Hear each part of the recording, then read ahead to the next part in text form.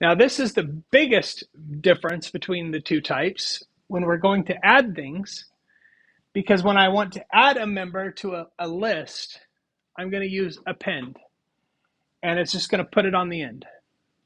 Okay? If I want to add something to a list, I'm going to use append, and it will put it on the end.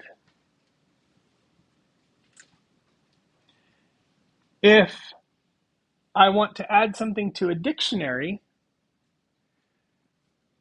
I'm going to give it a new key. So when I look at this as code, if I want to add something,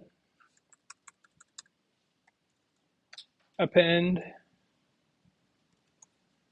grape, so then it becomes the newest member of that list. If I want to do this with a student, I won't use append for that because a dictionary, I'm just going to give it a new key.